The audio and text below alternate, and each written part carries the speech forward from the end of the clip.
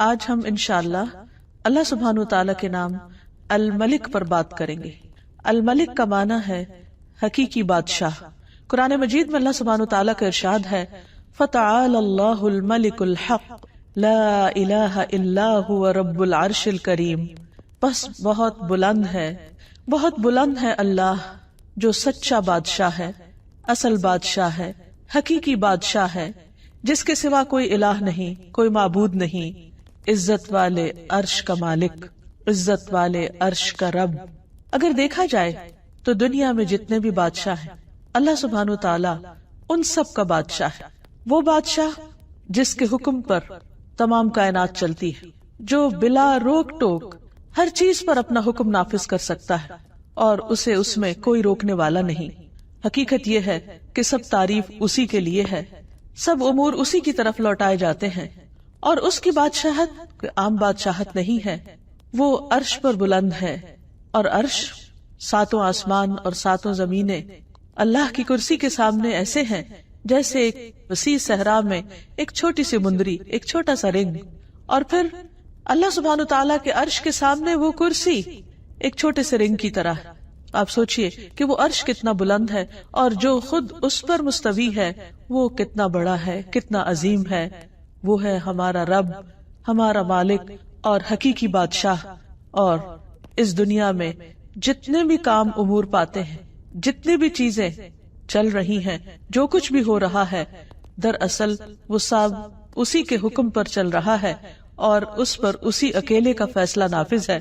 وہ ہر چیز کو سنتا ہے، دیکھتا ہے اور اپنی مرضی کے مطابق چلاتا ہے۔ وہ ہر چیز کے پوشیدہ اور ظاہر سے آگاہ ہے۔ وہ جس کو جو چاہتا ہے عطا کرتا ہے، اور جس سے جو چیز چاہتا ہے روک لیتا ہے۔ وہ جس کو جیسے جتنا چاہے بدلہ دیتا ہے، جس کو چاہتا ہے عزت دیتا ہے، جس کو چاہتا ہے رسوا کر دیتا ہے، جس کو چاہتا ہے رزق دیتا ہے اور جس سے چاہے رزق روک لیتا ہے، جس کو چاہے زندگی دیتا ہے اور جس سے چاہے زندگی واپس لے لیتا ہے اور اس کو موت دے دیتا ہے۔ یہ ہے ہمارا رب، حقیقی بادشاہ۔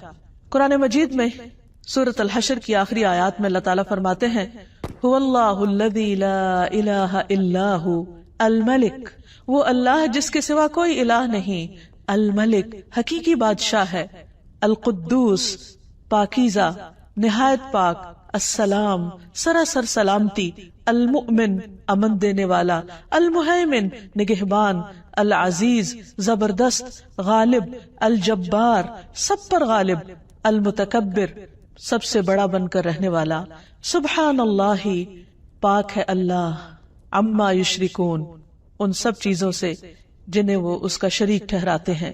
تو حقیقت یہ ہے کہ اللہ سبحانہ تعالیٰ کے ہیں اچھے اچھے نام، اور ان ناموں میں سے ایک خوبصورت نام الملک ہے۔ حضرت علی رضی اللہ عنہ کہتے ہیں کہ جب نبی صلی اللہ علیہ وسلم نماز کے لیے کھڑے ہوتے تو آغاز یوں کرتے اللہم انت الملک لا الہ الا انت، اے اللہ تو ہی بادشاہ ہے، تو ہی اصل بادشاہ ہے، تیرے سوا کوئی الہ نہیں۔ اور یہ اللہ کے رسول ہیں صلی اللہ علیہ وسلم جو اللہ سبحانہ تعالیٰ کی بادشاہت کا اعتراف کر رہے ہیں۔ آپ صلی اللہ علیہ وسلم نے یہ بھی فرمایا کہ اللہ تعالیٰ زمین کو مٹھی میں لے لے گا اور آسمانوں کو اپنے دائیں ہاتھ میں لپیٹ لے گا، پھر فرمائے گا انا الملک، انا الملک، میں ہوں اصل بادشاہ، میں ہوں اصل بادشاہ۔ این ملوک الارض، کہاں ہے زمین کے بادشاہ؟ اور اس دن بادشاہت صرف اور صرف اللہ ہی کے لیے ہوگی۔ الملک یومئذ للہ، آج حکومت، بادشاہت، اختیار، اقتدار، قبضہ سب صرف اور صرف اللہ کے ہاتھ میں ہے۔ نبی صلی اللہ علیہ وسلم نے فرمایا جب رات کا 1/3 حصہ گزر جاتا ہے تو اللہ تعالیٰ آسمان دنیا پر نزول فرماتے ہیں اور اعلان کرتے ہیں انا الملک، انا الملک، میں ہوں بادشاہ، میں ہوں بادشاہ، کون ہے جو مجھ سے دعا کرے تو میں اسے قبول کر لوں۔ یعنی بادشاہ حقیقی جو عرش عظیم کا مالک ہے وہ ہمیں پکارتا ہے اور ہم سے چاہتا ہے کہ ہم اس سے مانگیں اور وہ ان سب کو عطا کرے جو وہ چاہیں۔ کون ہے جو مجھ سے سوال کرے کہ میں اسے عطا کروں؟ کون ہے جو مجھ سے بخشش مانگے تو میں اسے بخش دوں؟ اور یہ اعلان مسلسل طلوع فجر تک ہوتا رہتا ہے۔ اس وقت بھی اللہ سبحانہ تعالیٰ اپنا تعارف الملک کے طور پہ کرواتے ہیں کہ بندو یاد رکھو میں ہوں تمہارا حقیقی بادشاہ، اور جو حقیقی بادشاہ ہے وہ بادشاہ مطلق ہے، ایبسولوٹ اتھارٹی ہے اس کے پاس، وہ جو جب جیسے چاہے کرے. تبارک الذی بیدہ الملک وہو علی کل شیء قدیر. بہت برکت والا ہے وہ جس کے ہاتھ میں ہر چیز کا کنٹرول ہے، بادشاہت ہے، اور وہ ہر چیز پر پورا اختیار رکھتا ہے، پوری قدرت رکھتا ہے. سورۃ الفرقان میں اللہ تعالیٰ فرماتے ہیں الذی لہ ملک السماوات والارض ولم یتخذ ولدا ولم یکن لہ شریک فی الملک ولم یکن لہ شریک فی الملک، کہ اللہ سبحانہ وتعالیٰ وہ ہے کہ جس کے ہاتھ میں آسمانوں اور زمین کی بادشاہت ہے. یعنی وہ صرف زمین کا نہیں بلکہ آسمانوں کا بھی بادشاہ ہے، اور آسمانوں میں جو مخلوق رہتی ہے اور جو کچھ بھی اس نے بنایا ہے ان سب کا بادشاہ حقیقی ہے. وَلَمْ يَتَّخِذْ وَلَدًا، اور وہ ایسا بادشاہ ہے جس کا کوئی بیٹا نہیں ہے، کوئی اس کے اقتدار میں کہیں سے بھی شریک نہیں. وَلَمْ يَتَّخِذْ وَلَدًا وَلَمْ يَكُنْ لَهُ شَرِيكٌ فِي الْمُلْكِ، اور اس کی بادشاہت میں کوئی بھی شریک نہیں، یعنی مکمل اختیار رکھنے والا. دنیا میں بادشاہ یا جہاں بھی صاحب اقتدار لوگ ہوتے ہیں تو وہ بعض اوقات دوسروں کے مشورے کے ساتھ چلتے ہیں، دوسروں کی مدد کے ساتھ چلتے ہیں. ان کی حکومت کو چلانے کے لیے ایک فوج چاہیے ہوتی ہے، خزانہ چاہیے ہوتا ہے، لیکن اللہ سبحانہ وتعالی ہر چیز کے اوپر مکمل اختیار رکھتا ہے. اسے کسی کی بھی مدد اور کسی کے بھی خزانوں کی ضرورت نہیں، تمام کے تمام خزانے اس کے اپنے ہاتھ میں ہیں. پھر یہ ہے کہ دنیا میں جب کسی کو بادشاہت ملتی ہے تو ایک محدود وقت کے لیے ملتی ہے، لیکن اللہ سبحانہ وتعالی ہمیشہ سے بادشاہ اور ہمیشہ رہے گا. پھر یہ کہ دنیا کے بادشاہوں سے بہت سی چیزیں اوجھل رہتی ہیں، انہیں معلوم ہی نہیں ہوتی. بعض اوقات ان کے فیصلے عدل و انصاف پر مبنی نہیں ہوتے، بعض اوقات وہ فیصلے کر لیتے ہیں لیکن ان کے فیصلے نافذ ہی نہیں ہوتے، جبکہ اللہ سبحانہ وتعالی کا ہر فیصلہ علم اور حکمت پر مبنی ہوتا ہے اور اس کا ہر فیصلہ نافذ ہوتا ہے. ایسا نہیں کہ وہ حکم دے اور اس کا حکم مانا نہ جائے، وہ کسی کو کچھ کہے اور اس کی تابعداری کی نہ جائے. ہاں، وقتی طور پر اگر انسان کو کچھ اختیار حاصل ہے تو وہ بھی بہت محدود ہے اور اس کے بارے میں بھی اس سے پوچھا جائے گا. تو بحیثیت مسلمان ہمارا اس بات پر پورا یقین اور پورا ایمان ہونا چاہیے کہ اصل بادشاہت اللہ ہی کے لیے ہے، اور اگر زمین پر اللہ نے مجھے کسی بھی معاملے میں کچھ بھی اختیار دیا ہے تو صرف یہ وقتی ہے اور اس کا بھی حساب ہونے والا ہے.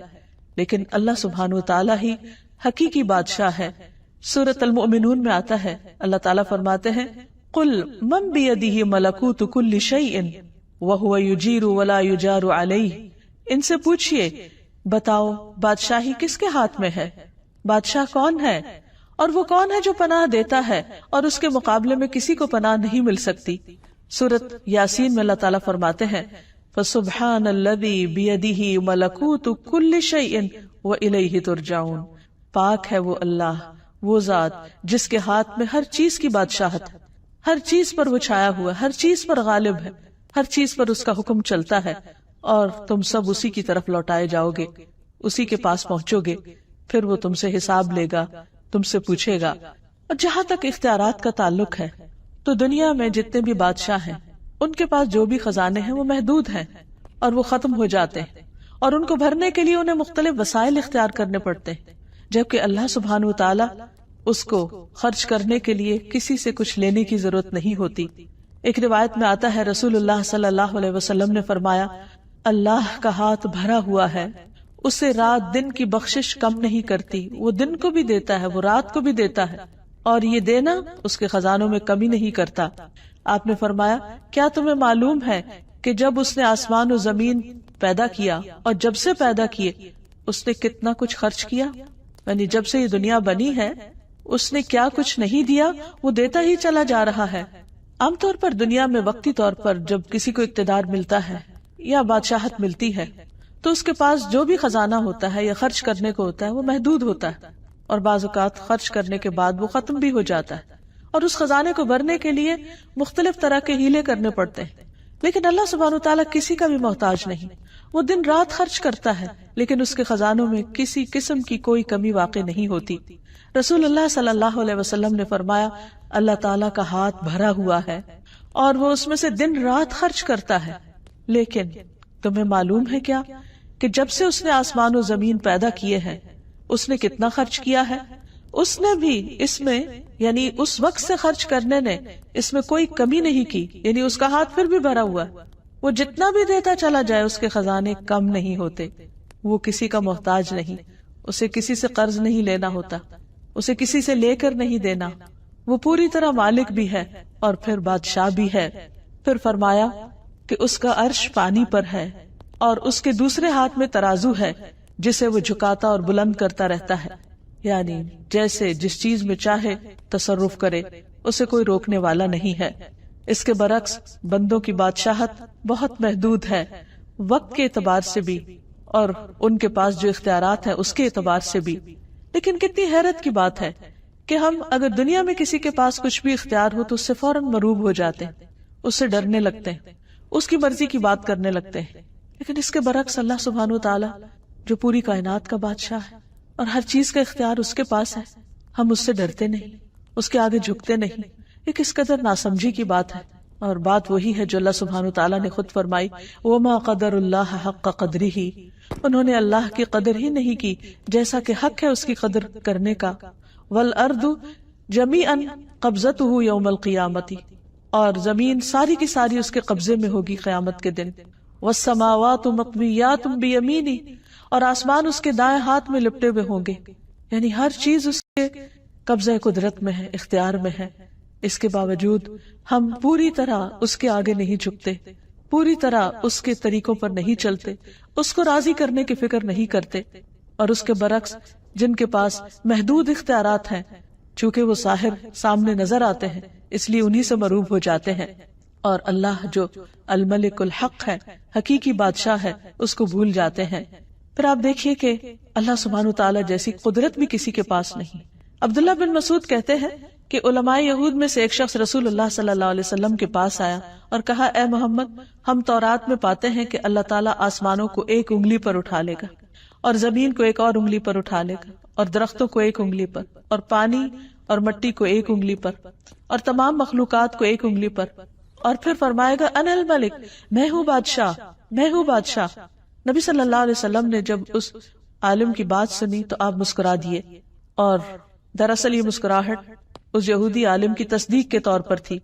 پھر آپ نے یہ آیت تلاوت فرمائی، وَمَا قَدَرُ اللَّهَ حَقَّ قَدْرِهِ وَالْأَرْضُ جَمِيعًا قَبْضَتُهُ يَوْمَ الْقِيَامَةِ وَالسَّمَاوَاتُ مَطْوِيَّاتٌ بِيَمِينِهِ سُبْحَانَهُ وَتَعَالَى عَمَّا يُشْرِكُونَ، اور ان لوگوں نے اللہ کی قدر نہیں کی جیسا کہ اس کی قدر کرنے کا حق ہے، اور ساری زمین قیامت کے دن اس کی مٹھی میں ہوگی، اس کے ہاتھ میں ہوگی، اور آسمان دائیں ہاتھ میں لپٹے ہوئے ہوں گے۔ وہ ان لوگوں کے شرک سے بالکل پاک اور بلند تر ہے، یعنی لوگ اللہ سبحانہ وتعالیٰ کی عظمت کو اس طرح محسوس نہیں کرتے جس طرح کرنا چاہیے۔ پھر یہ بھی یاد رہے کہ اللہ سبحانہ وتعالیٰ کی بادشاہت میں کبھی بھی کسی قسم کی کوئی کمی نہیں آئے گی۔ اللہ تعالیٰ فرماتے ہیں، اگر تم سب اولین و آخرین، یعنی سارے کے سارے انسان، اور نہ صرف یہ کہ انسان بلکہ جن بھی، کہ تمہارے اول پہلے انسان سے لے کے آخری انسان تک، اور تمام کے تمام جن پہلے جن سے لے کر آخری جن تک، تم سب اس آدمی کے دل کی طرح ہو جاؤ جو سب سے زیادہ تقوی والا ہو، تو بھی تم میری سلطنت میں کچھ اضافہ نہیں کر سکتے۔ یعنی عام طور پر انسان یہ سمجھتا ہے کہ جب وہ عبادت کرتا ہے یا اللہ کی بندگی کرتا ہے یا کوئی بھی اس کی خاطر کام کرتا ہے تو شاید وہ اللہ تعالیٰ کو فائدہ پہنچاتا ہے، حالانکہ ایسا نہیں ہے۔ اللہ تعالیٰ فرماتے ہیں کہ اگر تم سارے سجدے میں بھی پڑے رہو تو اس سے میری حکومت، میری بادشاہت میں کچھ اضافہ نہیں ہوگا۔ اسی طرح اے میرے بندو، اگر تم سب اولین و آخرین، جن و انس، ایک آدمی کی طرح ہو جاؤ جو سب سے زیادہ بدکار ہے، تو پھر بھی تم میری سلطنت میں کسی قسم کی کوئی کمی نہیں کر سکتے۔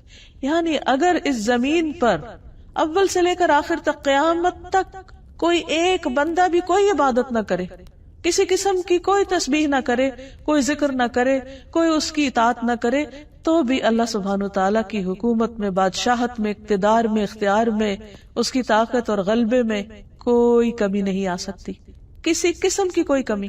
ہم اسے کوئی نقصان نہیں دے سکتے۔ تو پھر یہ سب کچھ اصل میں خود ہمارے اپنے ہی فائدے میں ہے۔ جب ہم اللہ تعالیٰ کی عبادت کرتے ہیں اس کو تو کچھ نہیں ملتا، لیکن یہ عبادت ہمارے لیے باعث سعادت ہوتی ہے۔ جب ہم اس کا ذکر کرتے ہیں تو اس کو کچھ نہیں ملتا، اس لیے کہ زمین و آسمان کی ہر چیز اس کی تسبیح کر رہی ہے، لیکن یہ تسبیح اور یہ ذکر خود ہمارے اپنے دلوں کی تسکین کا باعث بنتا ہے۔ اس لیے بندہ جب بھی اللہ سبحانہ وتعالیٰ کی طرف رغبت کرے تو اس سے ڈرتے ہوئے اور اس سے امید رکھتے ہوئے، اس سوچ کے ساتھ نہیں کہ میں اپنی عبادت سے اس کو کچھ فائدہ پہنچانے چلا ہوں۔ پھر فرمایا، اے میرے بندو، تم سب اولین و آخرین، جن و انس، ایک صاف چٹیل میدان میں کھڑے ہو جاؤ اور سب مجھ سے مانگو، اور میں تم سب کو وہ سب کچھ دوں جو تم مانگ رہے ہو۔ تو اس سے میری حکومت میں، میری بادشاہت میں اتنی بھی کمی نہیں ہوگی جتنی ایک سمندر کے اندر سوئی ڈالنے کے بعد نکالی جائے اور اس میں جو پانی لگا ہو، تو اتنی قلیل مقدار میں بھی اس سمندر کے مقابلے میں جو کمی ہوتی، میری بادشاہت میں وہ بھی کمی نہیں ہوگی۔ تو اس سے پتہ چلتا ہے کہ اللہ سبحانہ تعالیٰ کی بادشاہت کیسی ہے، اور اس کے خزانے کیسے ہیں، اور اس کی حکومت کیسی ہے، اور اس کا اقتدار کیسا ہے۔ پھر آپ دیکھیے کہ اس کی بادشاہت کی وسعت، اس کا بھی ہم اندازہ نہیں کر سکتے۔ نبی صلی اللہ علیہ وسلم نے فرمایا، میں خوب جانتا ہوں کہ اہل جہنم میں سے کون سب سے آخر میں نکلے گا۔ وہ ایک ایسا شخص ہوگا جو اپنے گھٹنوں کے بل رینگتا ہوا جنت میں داخل ہوگا، یعنی جہنم سے گھٹنوں کے بل گھسٹتا ہوا باہر نکلے گا تو اللہ سبحانہ تعالیٰ اسے حکم دیں گے کہ جاؤ جنت میں داخل ہو جاؤ۔ وہ جنت میں آئے گا، لیکن اسے ایسے معلوم ہوگا کہ جیسے جنت بھری ہوئی، تو واپس اللہ تعالیٰ کے پاس جائے گا اور کہے گا، یا رب جنت تو بھر گئی ہے۔ اللہ تعالیٰ اسے فرمائیں گے کہ جاؤ جنت میں چلے جاؤ۔ پھر وہ جائے گا، پھر وہ دیکھے گا کہ جنت بہت آباد ہے، وہ واپس آئے گا اور کہے گا، اے رب جنت تو بھری ہوئی معلوم ہوتی ہے، میں نے جنت کو بھرا ہوا پایا ہے۔ تو اللہ تعالیٰ پھر فرمائے گا کہ جاؤ جنت میں داخل ہو جاؤ، میں تمہیں دنیا کی مانند اور اس سے 10 گنا زیادہ دیتا ہوں۔ سوچئے اس دنیا میں کیا کچھ، یعنی عام طور پر ایک انسان کے بس میں نہیں کہ وہ ایک انسان کیا، آج تک اتنی تحقیقات ہوئی، اتنا کچھ انسانوں نے پڑھا لکھا، بڑی بڑی یونیورسٹیاں قائم ہوئی، لیکن پوری زمین کو ایکسپلور نہیں کر سکے اور اس کے پورے خزانوں کو بھی۔ تو اللہ سبحانہ وتعالیٰ جہنم سے نکلنے والے آخری شخص سے فرمائے گا کہ جاؤ میں تمہیں دنیا اور اس جیسی 10 دنیا تمہیں دیتا ہوں، اور یہ وہ ہے جو سب سے آخر میں جنت میں پہنچنے والا ہوگا۔ تو آپ خود سوچئے کہ جن کو جنت الفردوس عطا ہوئی اور جن کو جنت کے بلند درجات نصیب ہوئے، ان کو کیا کچھ اللہ تعالیٰ عطا فرمائیں گے۔ یہ ہے اصل بادشاہ، حقیقی بادشاہ، کہ جس کو جتنا دینا چاہے وہ دے سکتا ہے، اور سب کچھ دینے کے بعد بھی اس کے اپنے خزانوں میں کچھ کمی واقع نہیں ہوتی۔ تو وہ شخص اس پر بہت حیران ہو جائے گا اور کہے گا کہ یا رب تو مجھ سے مذاق کرتا ہے، واقعی اتنا کچھ، یعنی اسے یقین نہیں آئے گا کہ اتنا کچھ بھی مل سکتا ہے۔ تو اس بات پر نبی صلی اللہ علیہ وسلم جب یہ بیان کر رہے تھے تو آپ بھی ہنسنے لگے اور آپ کے سامنے کے دندان مبارک ظاہر ہو گئے، اور آپ کہا کرتے تھے، یہ جنت میں سب سے کم درجے والے کا حال ہے، سب سے کم درجے والے کا۔ اور آج انسان دنیا کی حقیر چیزوں کے پیچھے اپنا دین ایمان بیچ ڈالتا ہے اور اللہ سبحانہ تعالیٰ کو ناراض کر دیتا ہے، اور یہ بھول جاتا ہے کہ اصل اختیار غلبہ اللہ سبحانہ تعالیٰ کے پاس ہے، اور وہ اپنے فیصلوں میں خود مختار ہے، جو چاہے کرے۔ اللہ سبحانہ تعالیٰ وقتی طور پر دنیا میں جب کسی کو کوئی بھی نعمت دیتا ہے تو عام طور پر شیطان اس کے دل میں غرور اور تکبر ڈالنے لگتا ہے، اور اگر کچھ اختیار اور اقتدار مل جائے تو یہ چیز اور بڑھنے لگتی ہے، اور اللہ سبحانہ تعالیٰ کو بندوں کی یہی چیز پسند نہیں۔ رسول اللہ صلی اللہ علیہ وسلم نے فرمایا، اللہ عز و جل فرماتے ہیں کہ تکبر میری چادر ہے اور عظمت میری ازار ہے، پس جو کوئی مجھ سے اس کے بارے میں جھگڑا کرے گا میں اسے آگ میں پھینک دوں گا۔ یعنی کسی بھی شخص کو خدا بننے کی ضرورت نہیں۔ اگر کوئی اپنے آپ کو خود مختار اور مالک الملک سمجھتا ہے کہ سب حکومت اور سب اختیار اور سب اقتدار میرے پاس ہے اور مجھے کوئی نقصان نہیں دے سکتا، یا میں سب کچھ کر سکتا ہوں، تو اس سے بڑی غلط فہمی کوئی نہیں۔ دنیا میں انسان کو چھوٹی یا بڑی کوئی بھی جو نعمت ملے، ہمیشہ انسان ہمبل رہے، شکر ادا کرتا رہے، اسے اللہ کی دی ہوئی نعمت سمجھے، اور اپنے آپ کو کبھی بھی اس کا حقیقی مالک نہ سمجھے۔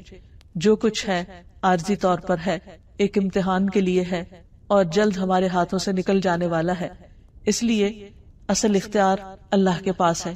پھر اسی طرح یہ بھی یاد رہے کہ اللہ سبحانہ تعالیٰ کی بادشاہت ایسی بادشاہت ہے کہ جس میں حکم دینے یا روکنے اور کسی بھی چیز کو کرنے کا مکمل اختیار اس کے پاس ہے۔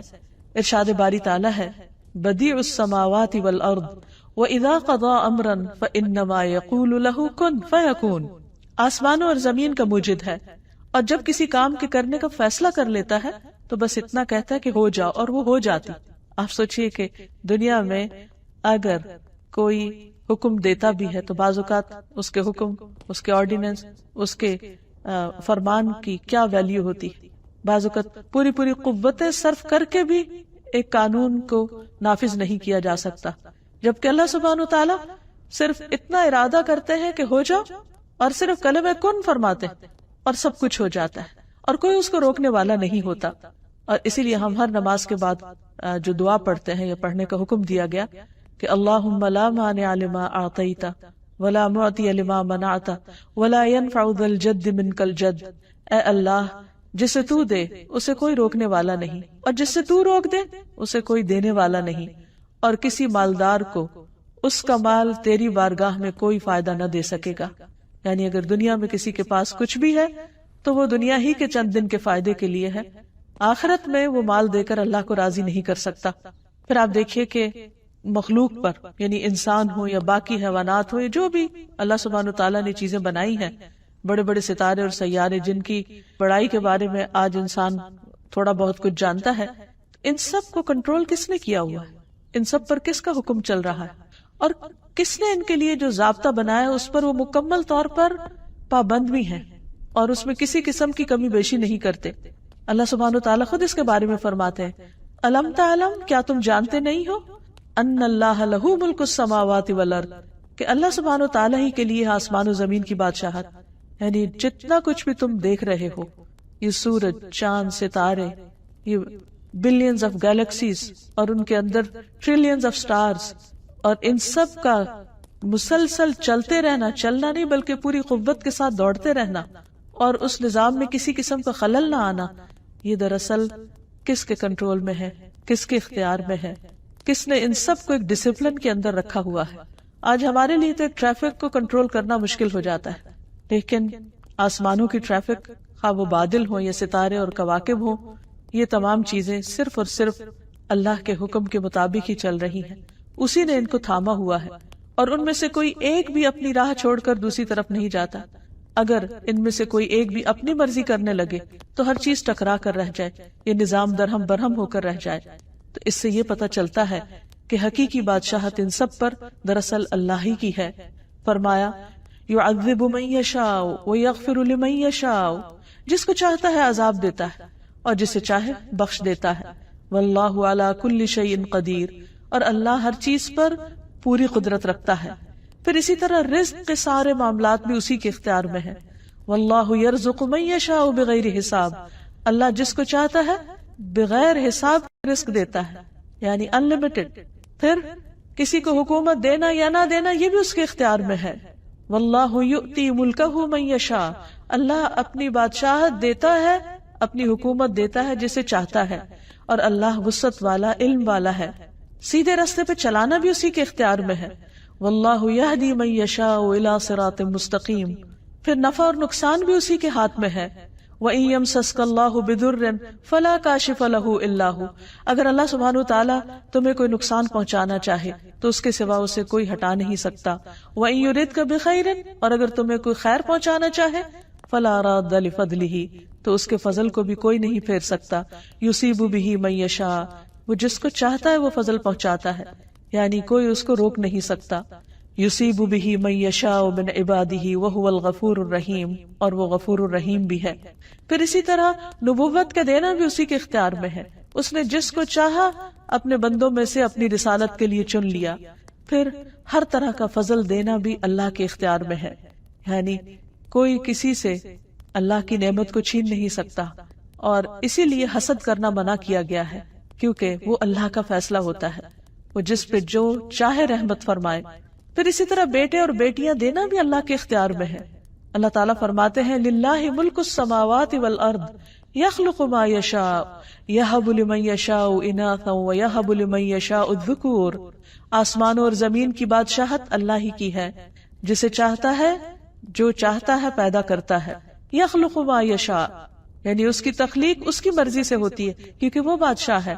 جسے چاہتا ہے بیٹیاں عطا کرتا ہے، جسے چاہتا ہے بیٹے دیتا ہے، اور جسے چاہتا ہے ملا جلا کر دیتا ہے۔ اصل اختیار اسی کا ہے۔ پھر اسی طرح انسانوں کو معاف کرنا یا عذاب دینا یا بخش دینا یہ بھی اسی کے اختیار میں ہے، اور اس میں بھی مالک یوم الدین وہ خود ہے، روز جزا کا مالک، جس میں سارے فیصلے اس کی مرضی کے مطابق ہوں گے۔ پھر تمام بنی آدم کے دلوں کا اختیار بھی اللہ سبحانہ و تعالیٰ کے پاس ہے. یعنی صرف یہ نہیں کہ آسمان اور ستارے سیارے کا مالک وہ ہے اور اس پر اس کی حکومت ہے، نہیں، اس زمین پر بھی حقیقی حکومت اور بادشاہت اسی کی ہے، حتیٰ کہ انسانوں کے دلوں پر بھی. رسول اللہ صلی اللہ علیہ وسلم نے فرمایا، تمام بنی آدم کے دل رحمان کی انگلیوں میں سے 2 انگلیوں کے درمیان ایک دل کی طرح ہے، وہ جیسے چاہتا ہے اسے پھیر دیتا ہے.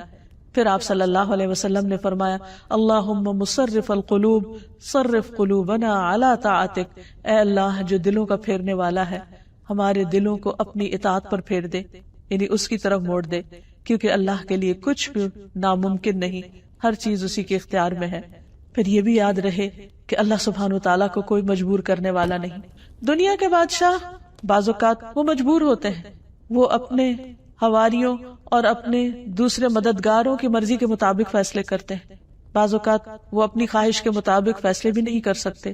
لیکن اللہ سبحانہ وتعالیٰ کی بادشاہت ایسی بادشاہت ہے کہ جس میں وہ جس کو جو چاہے عطا کر دے، جو چاہے فیصلہ کر دے، کوئی اس کے فیصلوں پر حاوی نہیں ہو سکتا. نبی صلی اللہ علیہ وسلم نے فرمایا، تم میں سے کوئی کبھی یوں نہ کہے کہ اللہ اگر تو چاہے تو مجھے معاف کر دے، تو چاہے تو مجھ پر رحم فرما. نہیں، بلکہ پورے عزم سے مانگے، کیونکہ اللہ جو چاہے کرتا ہے، وہ جو چاہے کرتا ہے، کوئی اسے مجبور کرنے والا نہیں. اس لیے اس سے خوب اچھی طرح پورے یقین اور اعتماد کے ساتھ مانگو. اور ایک اور چیز یہ کہ اس کی بادشاہت ایسی بادشاہت ہے جس میں وہ ظلم نہیں کرتا. دنیا میں اگر انسان کو چند انسانوں پر بھی کچھ اختیار مل جائے تو اس اختیار کی وجہ سے بعض اوقات وہ ان کے حقوق مارنے لگتا ہے یا ان پر ظلم کرنے لگتا ہے، ان کو اپنے کنٹرول میں لینے لگتا ہے. لیکن اللہ سبحانہ وتعالیٰ کسی پر ظلم نہیں فرماتا.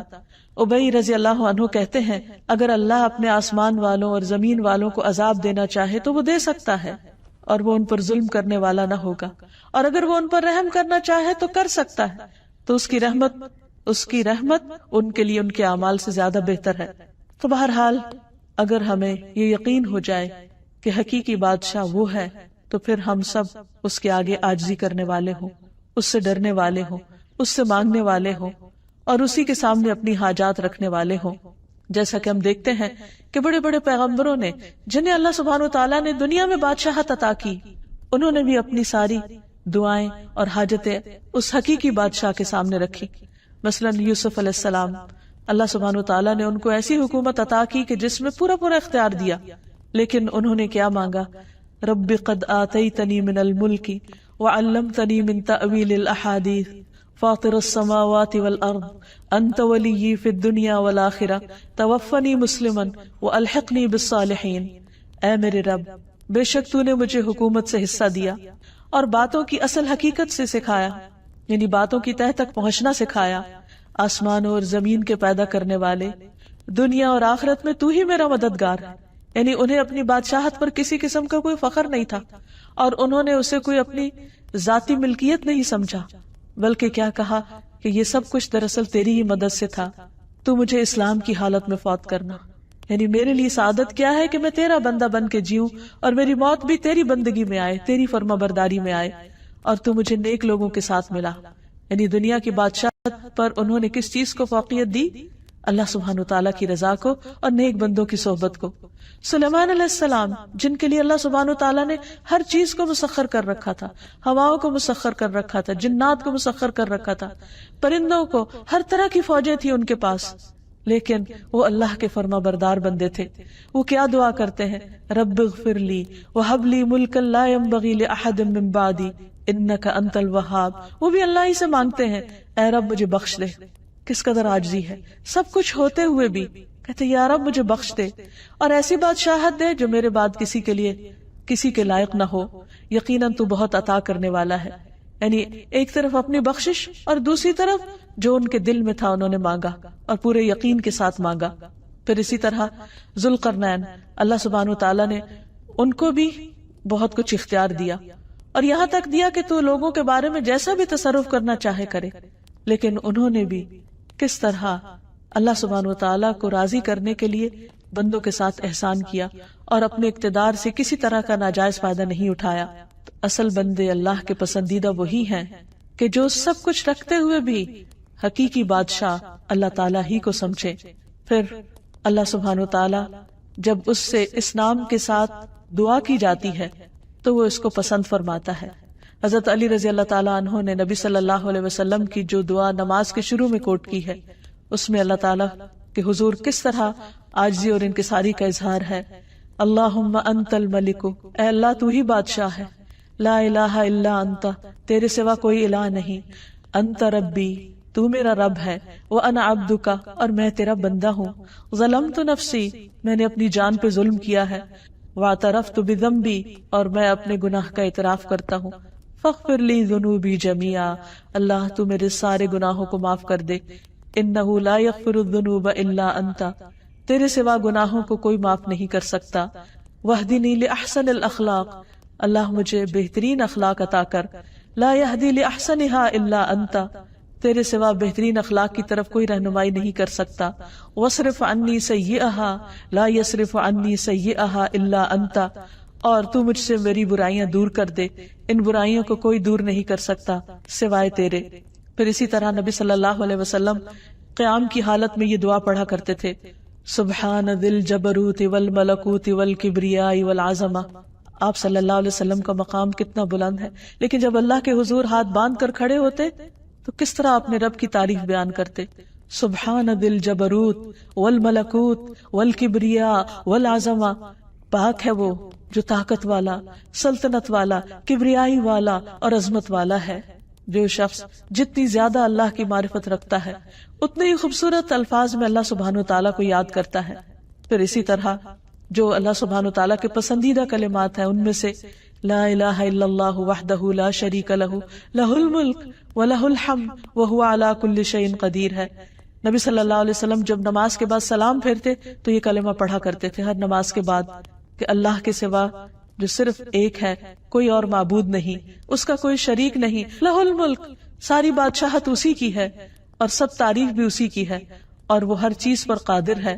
پھر صبح شام کی دعاؤں میں بھی نبی صلی اللہ علیہ وسلم جو کلمات پڑھتے، امسینا و امسل الملک للہ، کہ ہم نے شام کی اور ساری ملک نے، یعنی اللہ کی جتنی بھی بادشاہت میں جو اختیار ہے ہر چیز نے اللہ ہی کے لیے شام کی، یعنی اللہ ہی کے حکم کے مطابق. والحمد للہ، اور ساری تعریف اللہ کے لیے. اور پھر آگے مزید دعا بھی ہے.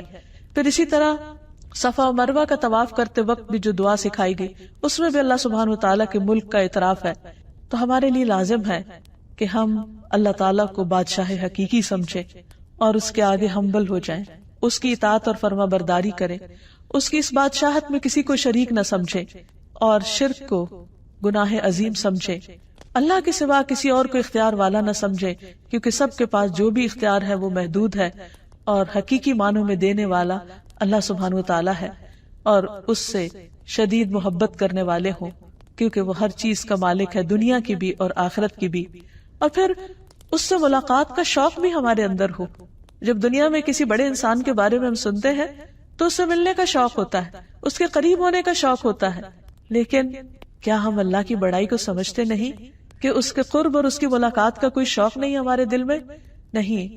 اگر ہم واقعی اس کی عظمت کو پہچان جائیں تو پھر اس سے ملاقات کا شوق بھی ہمارے دل میں ہو اور اس کا قرب بھی چاہیں. اور اس کا قرب نماز کے ذریعے حاصل ہوتا ہے.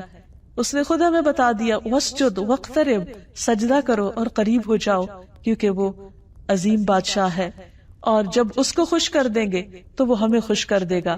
جیسے موسیٰ علیہ السلام اپنی قوم سے آگے آگے فوراً اللہ سبحانہ وتعالیٰ کی طرف بڑھے.